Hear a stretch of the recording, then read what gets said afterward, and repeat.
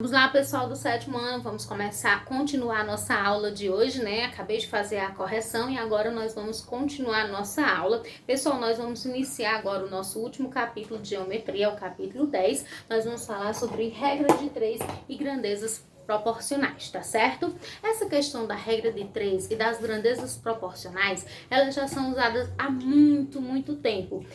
Desde 1650 a.C., um escriba chamado Rames, no Egito, ele já utilizava essa forma de cálculo de regra de 3 para fazer cálculo sobre o preço da alimentação, sobre o preço do gado, do pão, certo? A quantidade de grãos de trigo. Então é algo bastante antigo. E vocês já devem conhecer a regra de 3 como aquela regrinha que a gente faz a multiplicação em x, meios pelos extremos, que vocês já devem ter visto. Então a gente vai aprimorar o conhecimento, certo? Então, o que seria essa regra de 3? Então, quando essa regra na qual conhecemos 3 valores e precisamos determinar o quarto valor, chama-se regra de 3, tá certo? Nós sabemos também que grandeza é tudo que pode ser medido. As grandezas, elas podem ter proporcionalidade ou não. Quando as grandezas não têm proporcionalidade, quando não tem nada a ver. Por exemplo, se você for relacionar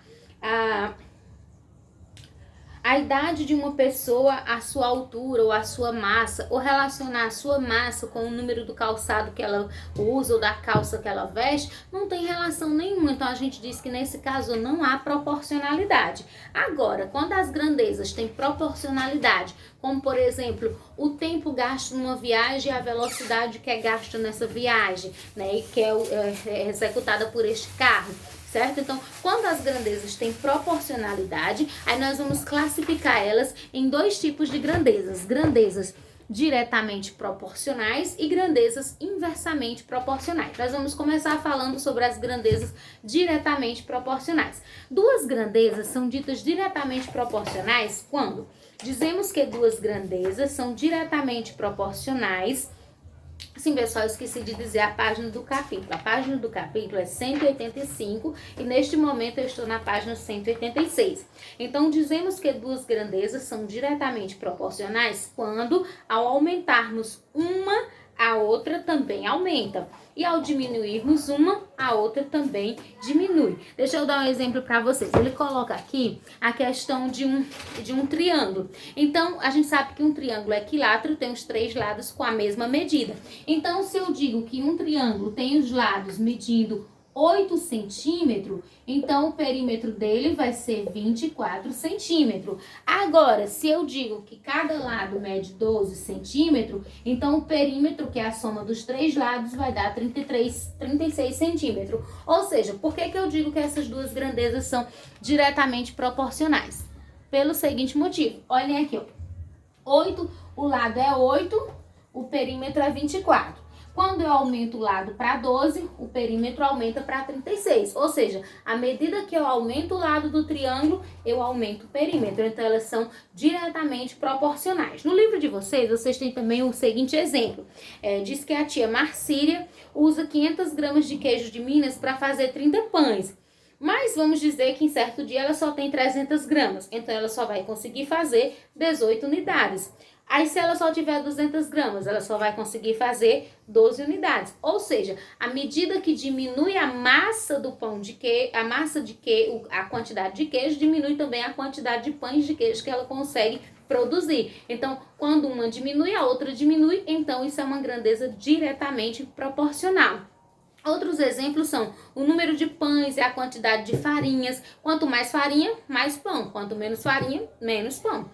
Distância entre 2 cidades e o tempo necessário para percorrê-las. Quanto maior a distância, mais tempo. Quanto menor a distância, menos tempo. Então, lembrem-se sempre, grandezas diretamente proporcionais são aquelas que quando aumentamos uma, a outra também aumenta. Quando diminuímos uma, a outra também diminui. Então, agora vamos falar das grandezas inversamente proporcionais. Inversamente é uma coisa contrária, né? Isso uma está ao contrário da outra. Então, a gente pode dizer assim, dizemos que 2 grandezas são inversamente proporcionais quando, ao aumentarmos uma, a outra diminui. E ao diminuirmos uma, a outra aumenta. Ou seja, elas são contrárias. Quando eu aumento uma, a outra diminui. E quando eu diminuo uma, a outra faz aumentar, tá certo? Esse conceito vocês têm na página 187. Aí vocês vejam um exemplo aí. Ele coloca, por exemplo, numa obra, a gente sabe que quanto mais operários, menos dia. Quanto menos operário, mais dias. Então, por isso que é inversamente proporcional. Por exemplo, numa obra que tem 5 operários, o tempo para fazer a obra é 15 dias. Se eu diminuir o número de operários para 3 dias apenas, ou o número de operários para 3 operários apenas, o número de dias aumenta para 25.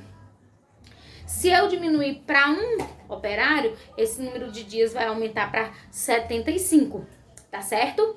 Então, aí ele coloca também outro exemplo, o número de erros numa prova. Ele coloca assim, que a cada 5 erros o aluno perde 1 ponto. Então, numa prova de 10 questões, numa prova valendo 10, se ele fizer 5 erros, ele perde 1 ponto, fica com 9. Se ele tiver 10 erros, ele perde 2 pontos, fica com 8. E se ele tiver 20 erros, ele perde 4 pontos, fica apenas com média 6. Então, ó, lembrando sempre que grandezas inversamente proporcionais são aquelas que quando eu aumento uma, a outra diminui, e quando eu diminuo uma, a outra aumenta. Então, por exemplo, a velocidade são inversamente proporcionais. Velocidade de um carro e o tempo gasto para percorrer o trajeto. Quanto maior a velocidade, menor o tempo. Maior a velocidade, maior o tempo. Número de cães de dias necessários para consumir uma determinada quantidade de ração. Se eu tenho poucos cachorros, eles demoram mais dias para consumir a ração. Agora, se eu tenho muito cachorro, eles demoram menos dias para consumir a ração, tá certo? Então, pessoal, a atividade tem alguns cálculos. Eu vou fazer um exemplo da atividade já com cálculo, que já fica uma questão resolvida para vocês se basearem para resolver as outras, tá certo? Essa que eu vou resolver é a questão 3, que diz assim: Alice deu as mesadas aos seus filhos de forma diretamente proporcional às suas idades. Pedro, que tem 6 anos, recebeu R$33. Quanto recebeu Lúcio, que tem 9 anos? Ó, Pedro tem 6 anos e recebeu R$33.